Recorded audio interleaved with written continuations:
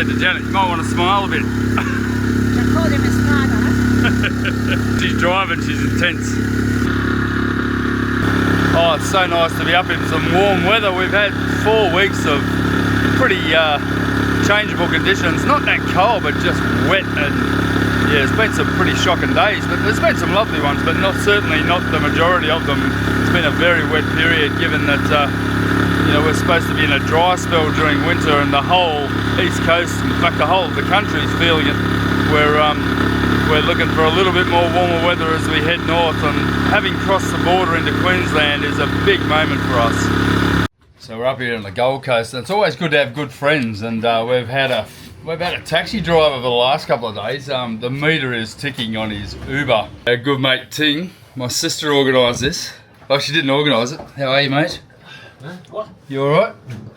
Oh, yeah. Look at him. Hey, give a guy a job. He thought he was going to be sitting on board having a beer. Yeah, come on board and have a beer. Oh, I offered you a beer. Yeah. Took a cup of tea instead. Yeah. He had a cup of tea and he got straight to work. Ting has ferried us around for 2 days. It's just one of those amazing things that having a good friend, and he's just a lovely bloke, and he's been able to help us do a little bit of wiring for our water maker from Watermakers Australia. Basically, we're getting the 240 volt side wired up. He's an electrician, but we're happy about that. I wasn't going to touch it, thank God. But yeah, he's I don't know whether this is what he bought into. He's shaking his head. Anyone that goes in that room, mate, deserves an absolute medal, because that is the hole. We call it the hole. Hobbit Land. Yeah. No, don't come back. Yeah, there's no coming back once you start working in there, is there? He's done a great job. Well done, mate. Thank you. I appreciate it. Don't you worry. So Janet made these clears a few weeks ago. 2 weeks ago or so, weren't they? But oh, thank God you did, because we had the wettest night coming up from Coffs Harbour on our first overnight passage. I had about 6 hours of just torrential rain coming in from the west. But the only place where we didn't have clears is where the rain came from. But every now and then it would swirl around, and I just thank God for these clears. But what we've got to do is, because they've got like a brattice end on them, we have to wrap them around each other and press stud them together. So we went to our ship chandlery and spent way too much money on some stainless press studs.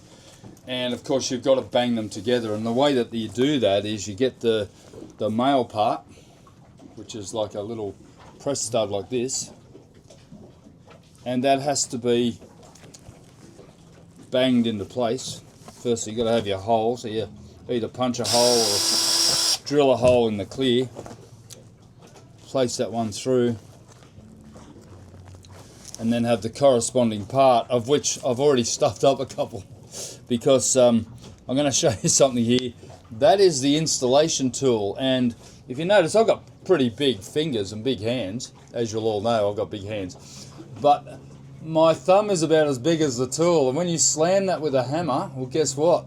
I've already let her lose that fingernail, and this one's bleeding like, oh, get out of here. So I've discovered that a pair of pliers is always good. Probably should have done that from the first place. And then simply put the, it's like a rivet, put it in place, and obviously smack it a couple of times with a hammer, and that press studs it into place. None of the other boaters around us here at the Gold Coast think of us, but there's some pretty lame music on in the background, and I figure, well, I can hammer away while you listen to doff music. But anyway, so, and then the corresponding clear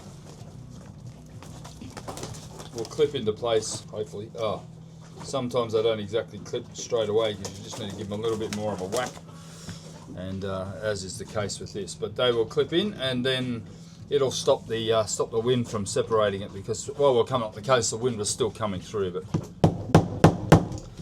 got to make sure that all the excess metal is belted down correctly, so that they'll work properly. And yeah, and then we can clip it all together, and it's done. That's it, job done. And then we'll put them in place and get it all finished, and then Janet can start working on the other one tomorrow, because it's been a bit of a problem since we've been here. We've been here 4 days, and we've been flat out, haven't we, with projects. The water maker install, we haven't even started that, but we were getting the electrics all ready for that, and a few other things. And then Janet woke up this morning and said, I'm not going to be doing any projects today. So, but we'll spend the day doing projects as we always do. Okay, so that'll put an end to the initial clears saga. It won't put an end to the one we really need on the side for long distance cruising, but Janet's done a great job on these and they look just superb. Obviously enclosing our helm station because we found it very necessary given the wind conditions and the weather being winter here. But yeah, here on the Gold Coast it doesn't feel like winter. It feels a little bit like summer here where it's like 26 degrees today, so it's a beautiful day, and I think we're going to get a bit of rain tomorrow, but yeah, we're going to enjoy it while we can, and we've just got that job done. A couple of other jobs done today. I had an issue the other day fueling the boat on the starboard side. We got the bowser in and fuel went everywhere, all into the bloody sugar scoop and into the compartment, and God, it was a mess. And what we think it was the breather on our tank. Or maybe I'd overfilled the tank and that breather got an airlock in it or some fuel laying in it and wouldn't allow the tank to be filled. Obviously there was pressure and it would backfill up into the splash stop and then it couldn't get away. So I've shortened the breather line to make sure that it's downhill all the way. I did have a bit of a dip in it and I think that was probably the culprit. But anyway, we'll see what happens when I go to fuel next time. I've just put 60 litres in that starboard side about an hour or a couple of hours ago, which has given me a little bit of hope that I'll be able to fill it with the bowser. I think I just need to do it slowly. I think my issue was I was trying to pump it in quickly, and where we were in Coffs Harbour, the bowser was like a big industrial bowser, and it was just pumping it in at 100 miles an hour. And yeah, we had some language, as we always do. But yeah, here with all the party boats around us here at the end of Wavebreak Island. Janet's hanging out for a day where we do nothing. Where there's no projects, Janet, but there's no such thing. This is the only way we make the boat better. For what purpose? For what purpose? Yeah, if we don't go out and enjoy ourselves. We are enjoying ourselves. I enjoy it. Every time I wake up in the morning, I'm enjoying myself. So I was sitting here on the boat, hammered my finger with a hammer with our bloody press studs, and a big brig rib pulled up beside us, and Phil yells out, "G'day Roscoe," and I haven't met Phil before, and Phil's been watching for, God, he feels like 10 years, and his son Jesse, and we had a good chat on the back deck, and it's amazing how you know other people. He knew a couple of people that we knew, and it's just such a small world, isn't it? And yeah, pretty amazing that you can run into somebody over 1,000 kilometres away and still know people. Absolutely bizarre. But anyway, it was really lovely to catch up with Phil and Jesse, and they were out for a day on their boat together. And Jess had just had a game of soccer, and we were discussing the World Cup where we lost today to you Yanks. So that wasn't a great result either. Probably shouldn't be feeding them, but they're so beautiful. Oi, you little shit. I used to live in Runaway Bay. There was lots of black swans in the little bay, but they never came close like this ever. They were really, whoa, maybe we shouldn't be doing that. So it's I've never seen black swans this close ever. Beautiful. Hopefully they don't come up on the back deck. You just had a go at me though. I know, I saw that, and that's where I used to be paranoid about this in England with the white swans, which are about twice the size of these black swans, because they could break your arm, and you weren't allowed to do anything. Gone. No more. Maybe we shouldn't have done that. They're a lot smaller than white swans. Yeah, I know. Well, white swans, Brett, scary. They're massive. So, and they are the queens. They are the queen swans. So you're not allowed to do anything. Not that we'd want to. You're not allowed to do anything to them. But how beautiful! And they've been cleaning the hull off the bits of stuff off the hull, which you don't even think about. Go away. When we used to live in Runaway Bay, you used to lie in bed at night and hear them call. Beautiful. I've certainly settled into holiday mode. We've basically been sat here at the Gold Coast Wavebreak Island for, 6 days. 3 of which we caught up with a friend of ours, Ting Mackenzie and Sharon, and Ting was able to sort out a little bit of a wiring issue for us. We've got a new water maker on board, and we haven't installed it yet, and it needs some pretty complicated wiring to go from the switch panel down to the 240 volt. It's not just a matter of plugging it in. You need to have a couple of relays in there to protect the whole thing downstream of the pump or upstream from the switch. Very, very important that you get all that sort of right. And we sort of ran out of time because Ting was so generous with his time, and he was running us around, and we did some shopping and went to a couple of chandleries, and to be honest, it's been really nice. We haven't really wound down since we headed off, have we? And we've started to. It's slow getting going this morning. Yeah. So it's pretty much motoring from here north to about the end of Moreton Island. There might be a bit of sailing in Moreton Bay up near Brisbane, but we're sort of in the Australian equivalent of the US Inter Coastal Waterway, and it's essentially all motoring and a lot of big power boats, and there's some serious bloody wealth in this area and some serious boats. And some big boats that don't seem to mind doing 30 knots when you're doing 5 and knock you around a little bit, as we found when we came in through the seaway the other day. So it was pretty full on. But the skyscrapers are down to the south, and we're going to start heading north towards Brisbane. We won't be going into Brisbane, but we're certainly heading up past Boatworks at Coomera. We won't actually head in there this time, but maybe on the way back down we'll decide what we're going to do on our way south once we finish up north around Great Keppel or the Whitsundays, depending on how far we get. But at the moment, we've just enjoyed sitting still, and we've been running around, had a couple of nights out, and had a nice sort of little tender run yesterday to a shopping centre and just caught up on a few things. So now it's time to move north. We've got to get some fuel up at Runaway Bay, just up the road here, and some water, top up our water. Obviously, the water maker's not working because we ran out of time, so we're still at the point of getting the electrical side sorted prior to getting the plumbing and all the other stuff installed, including the pump. But we're going to get moving. It's going to be a nice day. We're going to head up to a place called Tipler's, which is apparently a beautiful anchorage, and then we'll head further north and get some parts over the next few days up at Steiglitz, which is where I bought the original mould from. So there's a lot of history coming back 10 years later into the scene, and we're going to really enjoy our trip north, and a lot of motoring and a lot of shallows and a lot of sandbars. So we've got to be pretty much on our game.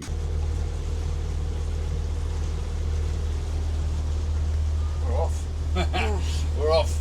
You've been sat for a week, and you got to up anchor and find your way out of a very shallow anchorage. But the charts are pretty well marked up through here, and we've got a rising tide, and the tide's about 4:30 to Savo. So we're going to get fuel and water, and we've got a motor for the next 80 miles or so, essentially.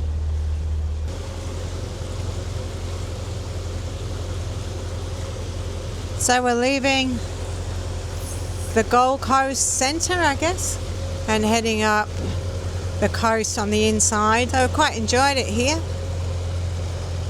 It's allowed us to get a few things done. Still see boats high and dry, so it's still not super high tide yet, but we waited a couple of hours, sat around so that we gave ourselves a little bit of depth. So we went in here yesterday, and if you can see, there's just a channel. There's some beautiful houses going on, and there's like inland waterways. So you can see here the complexity of what we've got ahead of us. All up through here is all islands and sandbars and keys with people's houses, and yeah, it's a little bit daunting for a first timer.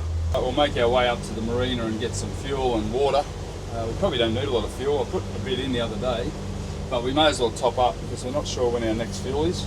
This is the fuel dot we've got to use. Someone just pulled off it. Of course. The minute we get there, someone's in the way. Runaway Bay Marina. So Runaway Bay Marina, this looks like a nice little spot to pull in and get some fuel. And yeah, what a spot, eh? Janet up on the bow, ready for tying up on the dock. We've just got to work out where the bowser is to make sure we can get access, easy access. So. You know what? I've got an idea. Let's get a water maker. This has got hair on it. This bloody filling up jerry cans, and I've got the water maker on board. We've just got a bit of an issue with getting it installed. We haven't stopped anywhere long enough for me to start the process, and it's going to be a bit of a process. And we've got electrical to sort out as well, a bit of plumbing. Got the through hole there, and I've already got a hose on the through hole, so we're ready to install it. We just need to have a place where I can sit down, and Janet will let me do a project. Or walk or stand up paddleboard. I know. I know what you want to do. You got to remember, I'm still adjusting to this lifestyle and adjusting to doing, you know, just cruising and enjoying the navigation, and the areas we go to has been a little bit of a challenge for me because I'm always on the go, and I've really struggling a little bit. I'm not struggling sort of with the idea of it, I'm just struggling with actually doing it. Yeah, so this is a beautiful marina. It's a nice little one, and we just found out that the next fuel bowser down there is actually 40 litres a minute with a smaller nozzle. We have had a massive issue with this starboard side fueling.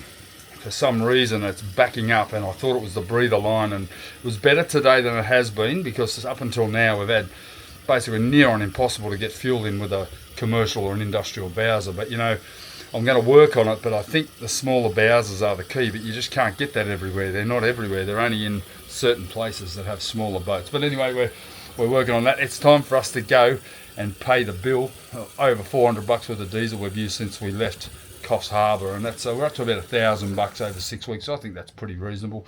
And we're paying for water. Water is $2 per 100 litres, so we're up to about $30 worth of water here, I'd imagine, which is pretty reasonable given that they've got to provide it. I have got a tap to be able to get into some of the parks, but then I've got to lug the jerry can, so it's a catch-22. The water maker's going in, it's going to save our life.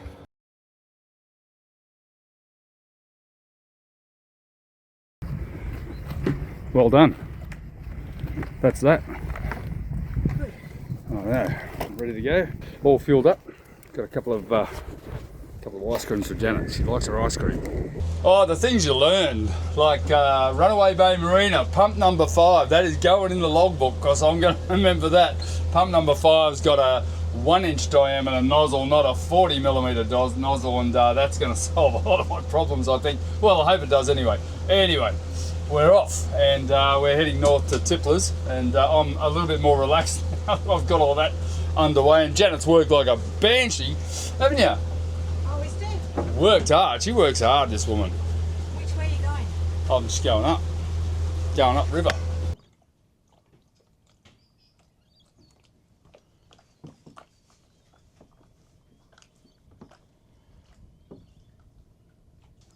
You know, we've been gone for over 6 weeks now, and it's just a time warp. I feel like we've just lost 6 weeks into nothing. It's been such a weird experience for us. Janet and I changing our whole mode, going from full on to, feel like I've done nothing. But it's cool. We're up at Tipler's, up north of the Gold Coast, just about 10 mile north of the Gold Coast, and yeah, it's a beautiful spot. Going to go and have a coffee. We're going to go and sit down in a cafe and actually feel like normal people, because I said to Janet this morning, there are millions of people living like this, and yeah, it's taking some adjustment, I've got to be honest, hasn't it? For you especially. You're not very good when you haven't got projects. Yeah, well, I haven't been retired for 4 years, have I? Well, as you see, when you retire, life gets full. Yeah. Every day I get to the end of the day and it goes dark, and God, where'd that day go? I've got so many projects I want to get on with, but we've also got to enjoy the time on board, and I think that's the thing. You've got to slow down and just take your time and make the most of it. And I'll tell you what, it's just beautiful to be up in Queensland in some warmth. Everybody at home saying how cool it is, or not cold, but how cool it's been, and the weather hasn't been that great. So we're enjoying being in Queensland, and it's supposed to be perfect one day and beautiful one day, perfect the next. That's the whole catch cry, and that's what Queensland's all about.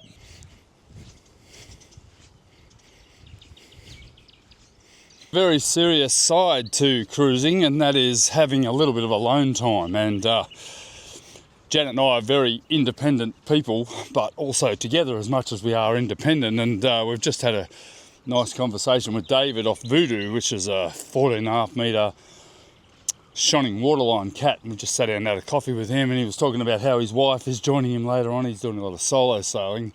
We don't have that option just yet, but getting some alone time is very important, and Janet and I like to go for a big walk just to get some common sense into the day rather than sitting around the boat wondering what projects we can do. And the adjustment has been fairly substantial, and we're both wandering up to the beach here at South Stradbroke Island. We're in from Tipler's. Nice to have a bit of a walk, and occasionally we get 100 metres in between us just to get some common sense and a little bit of breathing space. And Janet likes to get a good stretch out. She's been struggling with a little bit of a bad back, and I think a lot of sitting and inactivity definitely vital for you to get a walk. And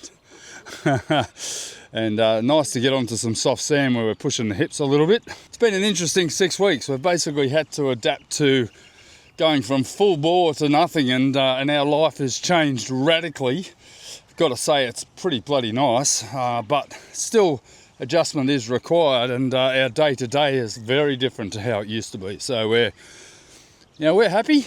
Are you happy, darling? Yeah. I keep asking Janet if she's happy. He's so worried about whether I'm happy or not. I'm happy. Good, darling. Good. It's all a matter of adjustment, isn't it? Yeah. You're overthinking it.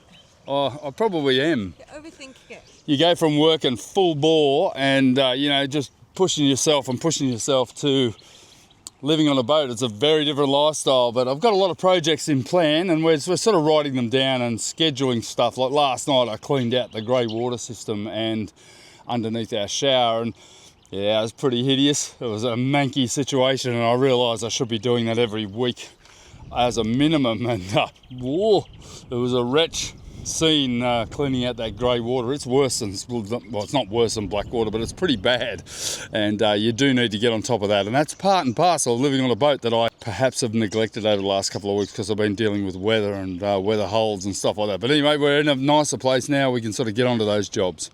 Oh, you're definitely in Queensland, and you can see the Gold Coast, and you're on a big white sandy beach. These dunes are cool.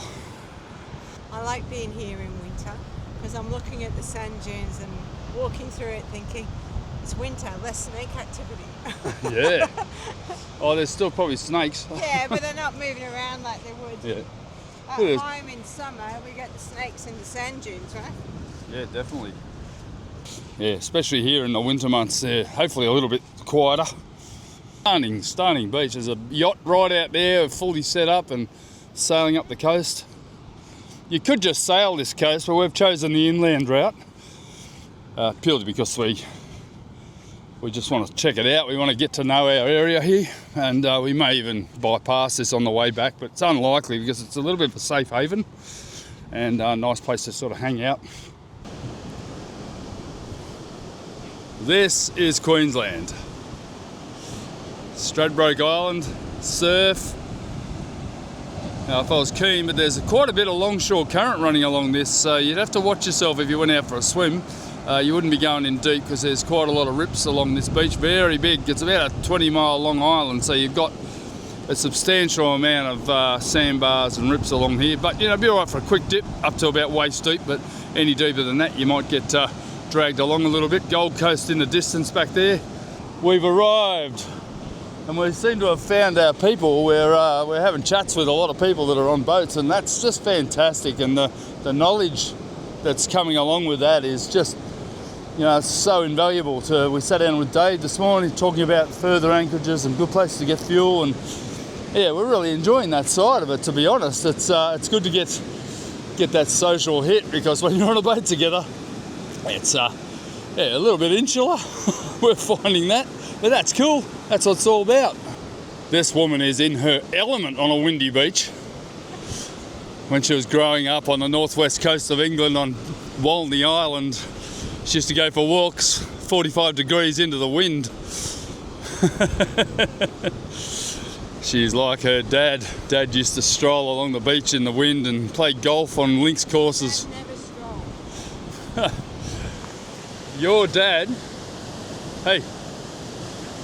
Your dad used to march. Yep. But this is pretty stunning. Look at this. Beautiful. Queensland at its best. Yeah. I thought I'd get the side of the hull scrub, but I need to get in the water. That's ridiculous. Well, he's not getting in the water here. Why not? You know why not? There's bull sharks. There's no way you're getting in the water here. Yep. Ross is removed. I'm just trying to do the water line because it's pretty hideous. Oh, Jesus. And the current's knocking me around a bit. It's almost finished.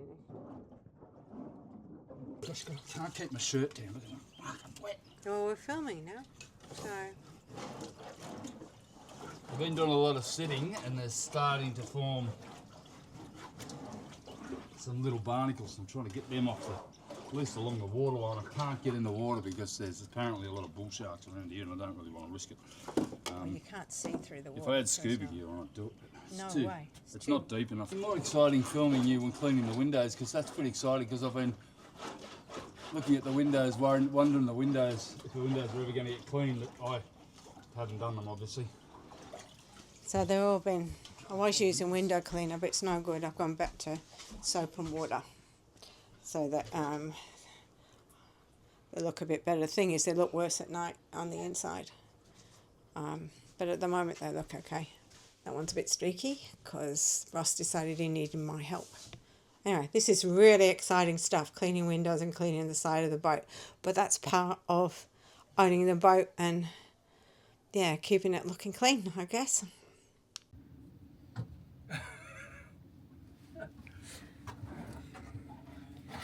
You always seem to film me when I'm in the most He's got his back to the sunset. awkward position.